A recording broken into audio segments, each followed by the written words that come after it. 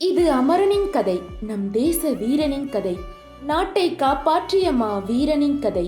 தன் வீட்டை எதிர்த்து திருமணம் புரிந்து தமிழ் நாட்டை காக்க வேண்டும் என்ற அவரின் மனம் புரிந்து தனியாக பிரிந்து இறுதி வரை உறுதியாக நின்ற சிறந்த வீர மங்கையின் கதை. சில பெண்களின் சிரிப்பிற்கு பின்னால் ஒளிந்திருப்பது சொல்ல முடியாத ஏமாற்றங்களும் சொல்ல இயலாத வழிகளும் மட்டுமே. இக்கடலுக்கும் ஆகாசத்திற்கும் இடையில் உள்ள தூரம் எனக்கும் அவனுக்கும் என்றார். ஆனால் இத்திரை படத்திற்கும் நம் மனதிற்கும் இடையில் உள்ள தூரம் எண்ண முடியாதது. முகுந்தின் மனைவி இந்து கடலலையை கண்டு தன் நினைவலையை ஓடவிட்டார். நித்தமும் ரத்தம் சிந்தி யுத்தமும் போர்க்களத்தில் நின்றவர் முகுந்த். 12/4/1983 அன்று பிறந்தவர்.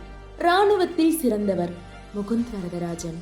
2004 மெட்ராஸ் கிறிஸ்டியன் காலேஜில் இந்துவை முதல் முறை கண்டார்.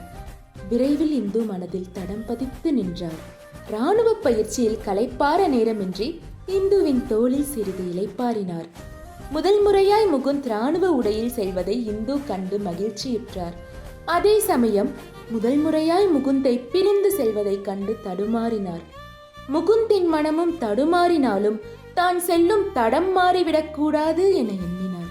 அழுது புலம்பும் தாயை, பிரிந்து செல்ல இருக்கும் தந்தையை, பாச பிணைப்பில் தவிக்கும் சகோதரிகளை, தன் இதயத்துடிப்பாய் இருக்கும் இந்துவையும் தொடர்ந்து வர இயலாமல் தொடர்வண்டியில் ஏறிச் சென்றார். 1000 தடை வந்தாலும் தன்னை நம்பி தன் கைப்பிடித்தவளை கடைசி வரை கைவிடக்கூடாது என எண்ணி வந்தார். இரு வீட்டாரும் சிறு விவாதத்திற்கு பின் இருவருக்கும் விவாகம் புரிந்து வைத்தனர். இருவரும் அழகிய வாழ்வை வாழ்ந்தனர். மார்ச் 17, 2011 பெண் குழந்தையை பெற்றெடுத்தனர். எப்பொழுதாவது சிறிய இடைவேளையில் பார்த்துக் கொள்வர். பிரிந்து செல்கையில் அந்த அழகிய நினைவுகளை நினைத்துக் கொள்வர். தொலைவில் இருந்தாலும் முகுந்தின் நினைவில் இருந்தார். காலம் அவர்களை நெருங்க விடாமல் தடுத்ததால் முகுந்தை காண முடியாமல் தவித்தாள். தனக்கு இராணுவத்தில் என்ன ஆனாலும், தன் உயிரே போனாலும் தன் மனைவியை அழக்கூடாது என்றார். வழக்கம் போல் இராணுவத்திற்கு சென்றார். ஆனால் வழக்கத்திற்கு மாறாக, இயற்கைக்கு எதிராக முகுந்தின் இறப்பு செய்தி இந்துவிற்கு வந்தது. முகுந்தின் இறப்பு செய்தியை நம்ப மறுத்தார். பின் முகுந்தின் வார்த்தைகளை நினைத்தார். தன் விழியில் வழியும் கண்ணீரை துடைத்தார்.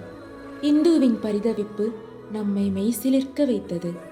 இறுதியாக, தாயையும் தந்தையையும் விட்டு நாட்டிற்காக நீ வந்தாய். எங்களை பாதுகாக்க எல்லையில் நின்றாய்.